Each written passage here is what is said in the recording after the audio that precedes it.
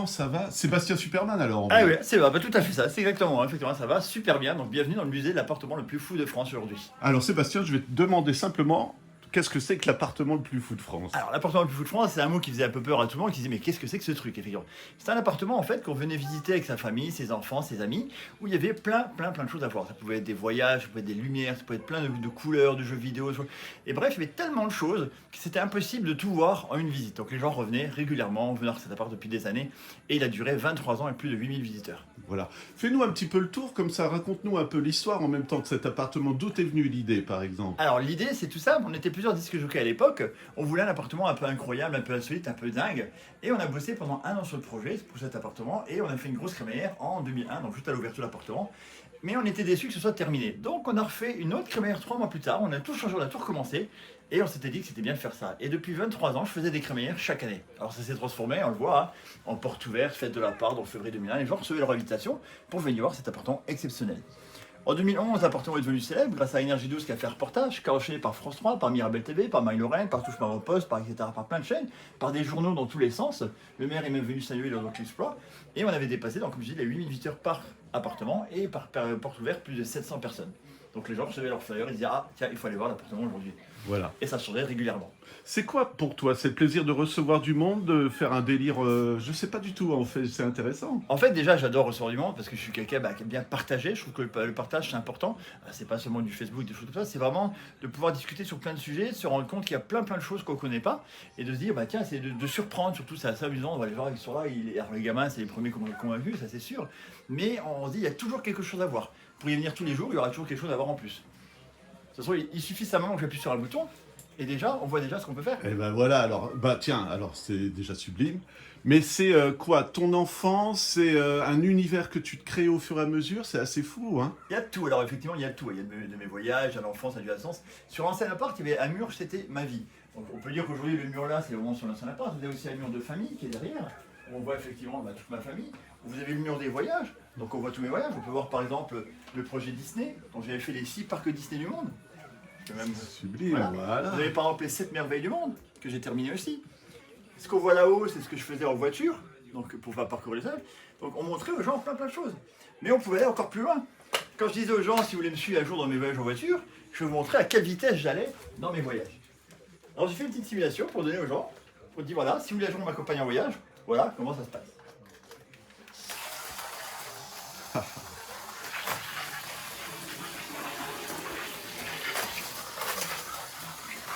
Voilà pourquoi je partais seul aussi.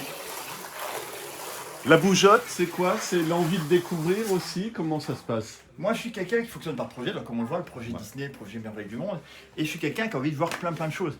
Mais quand je dis plein de choses, ça fait vraiment référence à tout ce qu'on peut trouver. Vous voyez, si on regarde mon parcours d'aventure, vous avez des dizaines de photos de partout. Vous avez des projets dans tous les sens, que ce soit la Chine, le Vietnam, l'Asie, les États-Unis, partout où j'ai pu aller. Et donc, ça a donné vraiment ce trajet dans tous les sens. C'était quelque chose qui me plaisait de voyager, et je continue encore. Je suis parti en Colombie en mars cette année. Et j'adorais découvrir des choses et ramener des choses aux gens, leur montrer, regardez, j'ai trouvé ça au Japon, par exemple, les armures de chevalier, on peut des petites figurines, alors qu'on se rassure, ici c'est un petit coin X, mais on peut mettre un petit rideau, hein, si on veut, hein, Trop tard, on l'a vu. histoire de cacher un petit peu. Bah, quoique le rideau, de toute façon, est un peu explicite, hein, quelque part. Oui, oui. Mais on pouvait montrer plein de choses. Le but, c'était vraiment de créer un univers incroyable.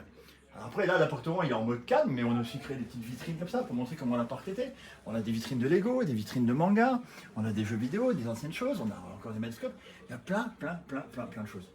Est-ce que ça signifie que tu te renouvelles tous les ans? Parce que si tu prends une crémaillère depuis 23 ans tous les ans, ça veut dire que la pièce se transforme, enfin voilà. Exactement. Quoi. Tous les ans, il y avait environ entre 5 et 10 nouveautés où les gens venaient voir, bah, tiens, cette année j'ai installé ça, cette année j'ai agrandi ça, cette année j'ai refait ça, etc., etc. Donc on pouvait rajouter plein de choses parce que les gens venaient chaque année revoir cet appartement de nouveau et le redécouvrir et à chaque fois trouver quelque chose. De toute façon, comme je vous dis, si vous pourriez venir tous les jours, vous verrez un truc nouveau parce que je changeais en permanence plein de choses. Et je rajoutais n'importe quoi. Je me souviens qu'une fois j'ai reçu un très haut plafond qui faisait le tour du plafond. Vous voyez? Par exemple, on a reçu aussi l'armée qui a fait son camp de base ici. Attends, faut que je le montre, ça c'est fou. Ah bah ça, vous verrez pas tout de visite, hein, vous pourrez pas Voilà. la pièce. Il y a de quoi faire. Est-ce que tu as peur de t'ennuyer? C'est une question idiote, mais Si, j'ai pas le temps. voilà. J'ai pas le temps parce qu'il y a toujours quelque chose à faire, il y a toujours une idée où je me dis, et si je faisais ça, et si je faisais ça, et j'arrive toujours à trouver des idées de dingue, en fait, à réfléchir et à montrer des ambiances de dingue, et toujours je me dis, mais tiens, si je fais rien qu'un circuit comme ça, au début ça faisait 1 mètre, puis 2, puis 3, et là on est presque à 10 mètres, et plus je continue de ma tête, alors faut que je m'arrête un jour, parce que sinon je pars dans tous les sens, Ouais. mais c'est vraiment des idées qui pleuvent en permanence. L'appartement, c'était un mix de toutes mes idées que je voulais montrer, et j'en ai encore des dizaines. Importance des voyages, j'imagine, pour toi aussi, pour Oui. ouvrir l'esprit, on va dire. Ou... Parce que j'adore voyager, j'ai d'ailleurs écrit un bouquin sur ça, sur la psychologie du jugement et des gens. J'adore voyager un petit peu, montrer des choses et surtout découvrir d'autres choses. Et c'est comme ça que tous ces objets que je ramène me rappellent voilà, comment ça s'est passé. On voit la Floride par là, on voit la Suède, on voit les États-Unis. Il y a énormément de choses à voir dans le monde. Et c'est ce que je veux aussi montrer un petit peu. Vous avez plein d'objets qui viennent du monde. Si vous regardez simplement la Red Bull, si vous voyez une Red Bull en Chine, c'est ça. Voilà. Une Red Bull en Et Thaïlande, ça, c'est c'est ça. une curiosité. Ça, c'est vraiment chouette. Et il y en a hein. plein. Ouais. Vous en avez plein comme ça. Si vous voulez aller encore plus loin, on a même la collection des sables de plage, de toutes les plages que j'ai visitées. C'est sublime. Et ainsi de suite, ainsi de suite. On peut continuer des heures parce qu'il y a toujours quelque chose que je voulais vous montrer en fait. Et des fois, quand vous partez, je suis là en train de me dire, ah zut, j'ai oublié de lui montrer ça, ou j'ai oublié de lui montrer ça. Parce que de moi-même, je sais même plus où j'en suis en fait quelque part. Mais c'est ça qui donne l'envie de continuer à se balader, à réfléchir, à voyager.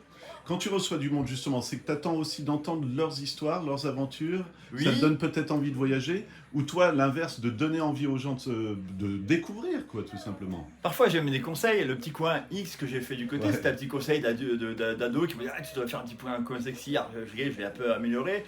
Parfois, on dit tiens, tu devrais essayer de faire un coin un peu rétro, un peu ci, et pourquoi pas ça. Et donc, toutes ces idées-là, je les mets en place. En fait, je réalise un peu mes rêves à moi, mais aussi leurs rêves à eux, de se dire oh, mais j'aurais trop aimé avoir un appartement comme ça. Et c'est ça qu'ils se disent. Donc, même je vois quand la Reine des Neiges est sortie, j'ai créé un mode Reine des Neiges pour se dire allez, soyons fous, et puis on va créer ce truc-là. Voilà. Moi, je suis en train de regarder en même temps. hein. J'avoue que je suis Ah épaté. oui, et encore, j'ai rien allumé. Hein. Voilà, eh ben on va le faire hein, tout à l'heure, mais juste sur la fin, si tu veux Bien bien. sûr. Mais bon, alors, pour les gens, comment ça se passe? Ils viennent ici, ils restent 10 minutes, tu fais une visite, est-ce qu'ils peuvent traîner parce que je voyais une bande d'arcade ou des choses comme ça? Comment ça se passe? En fait, ils peuvent faire ce qu'ils veulent. Ils ont libre cours à leur imagination. S'ils ont envie d'essayer quelque chose, s'ils ont envie de jouer à quelque chose, s'ils ont envie de découvrir quelque chose, ou même de parler de voyage. Des gens qui viennent souvent m'aider, tiens, tu pourrais m'aider sur ça. Ou tiens, le jeu là, je le connais, j'aimerais bien vivre le jeu. Bah tiens, on va la console est branchée, on essaye.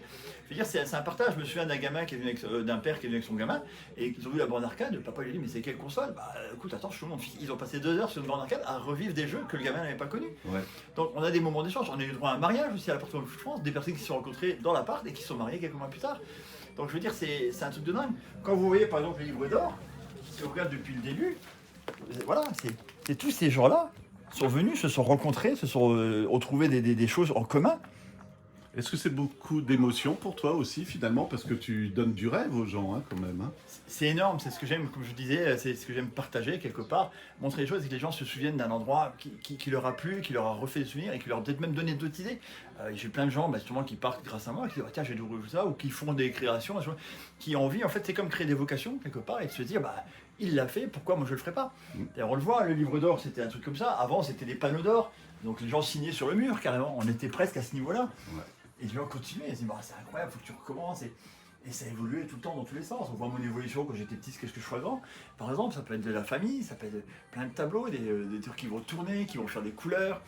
Vous avez énormément de choses à voir et à montrer quelque part. Alors, avant qu'on découvre justement cet univers, juste précision, où ça se trouve, comment on s'inscrit, les contacts, voilà. Alors le musée se trouve donc à Saulnes, qui est un petit village près de Longwy. Il suffit simplement d'aller sur mon site web, chez digicep.com, ou simplement par message, m'envoyer un petit message. Donc c'est très facile à trouver. Il faut taper l'appartement le plus fou de France et vous allez tomber sur plein de sites et de pages. Mon numéro se trouve très facilement. Vous m'appelez sur un rendez-vous et venez me voir et je vous montrerai un petit peu tout ça. Voilà. Maintenant, place au délire, on va dire. Ah bah oui, je te laisse. J'ai fait exprès pour faire l'interview et maintenant, mets-nous dans l'ambiance qu'on peut découvrir. Allons-y un petit peu maintenant. On va éteindre nos petites vitrines. Et on va commencer à mettre un peu de couleur. Donc l'appartement que vous rentrez la première fois, il est en mode vide, simplement. On peut le passer en mode bleu. Donc vous mettez un petit mode bleu pour montrer des petites couleurs, des petites choses comme ça, des petites bulles qui vont tourner. S'il y a plus de filles que de garçons, on passe en mode rouge. C'est toujours en mode un peu drague, un petit peu des petites poils filants, des petites choses comme ça, des petites fautes rouges. Si on arrive à conclure, imaginons ce que je disais à l'époque à l'appart, on peut passer en mode urgence. On peut aussi passer en mode disco si besoin. Là, ce qui est bien, c'est que les enfants peuvent le faire eux-mêmes, c'est pratique. Et donc, ils vont s'amuser eux-mêmes à jouer. Ensuite, on a commencé à rejeter plein de choses. On a rejeté un petit mode tonnerre, par exemple, pour faire des petits effets de tonnerre. On a rejeté des petites vagues.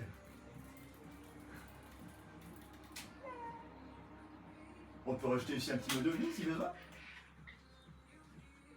Si on veut vraiment se lâcher, on a ce qu'on appelle l'artillerie lourde. On peut simplement faire des stroboscopes si on veut simplement faire bien. J'ai rejeté aussi un petit mode Noël. Où là je me suis lâché, j'ai carrément doublé le mode Noël avec un mode méga Noël. Alors là c'est ambiance mode Noël, Red etc. Alors si on fait encore plus loin, on peut carrément rajouter ça. Mettre un tunnel. Si on veut faire mieux, on peut rajouter un petit peu d'eau. Et des petites bulles. Ça dépend ce qu'on a besoin de faire. Rajouter des cascades si besoin. Tout est faisable.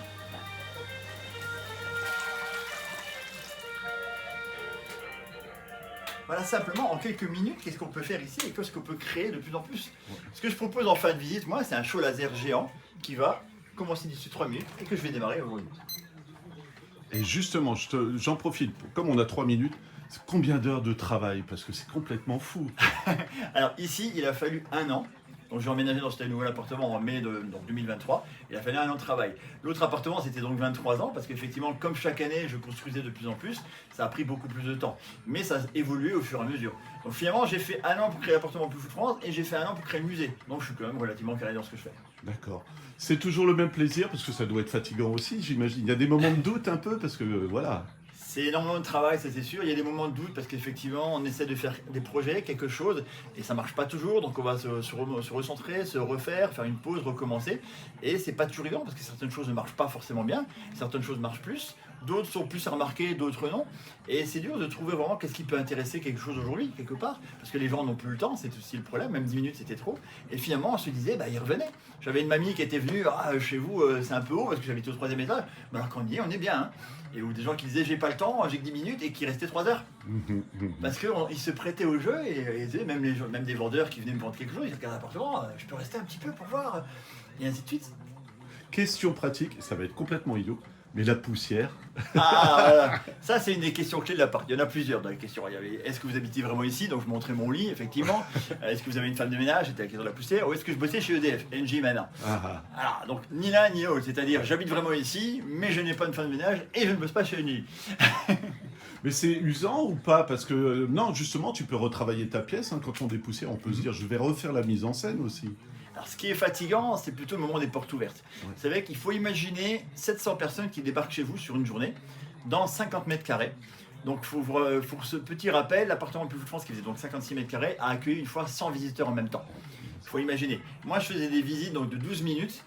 Toutes les 12 minutes en fait, quelque part. J'arrêtais, je prenais un autre groupe, etc. Donc à la fin de la journée, on est épuisé. J'avais fait des horaires jusqu'à 3-4 heures du matin pour que tout le monde puisse venir, mais on est complètement épuisé à la fin. Ouais. Et c'est un truc de dingue parce qu'il faut vraiment tout mettre en sorte et continuer à être du matin jusqu'à la fin pour continuer à être bien quelque part et pas montrer qu'on est fatigué. Voilà. Important, on n'a pas précisé, il y a l'inauguration quand même, si tu veux bien donner la date.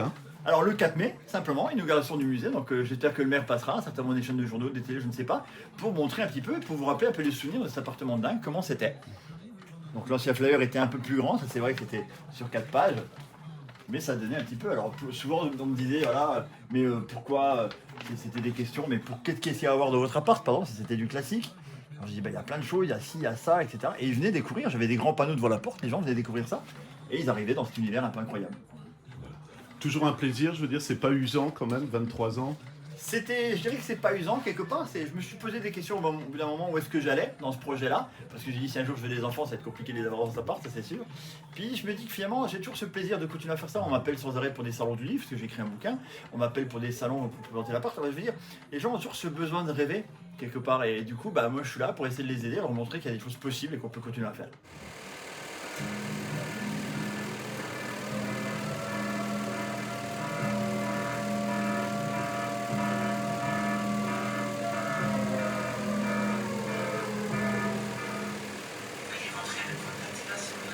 Code d'activation laser 1, 3, 6, 9, 10. Laser activé.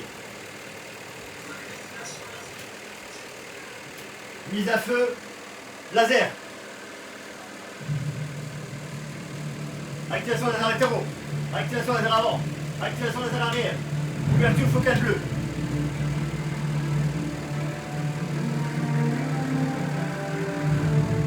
Mise à feu LR80. Activation du bleu laser.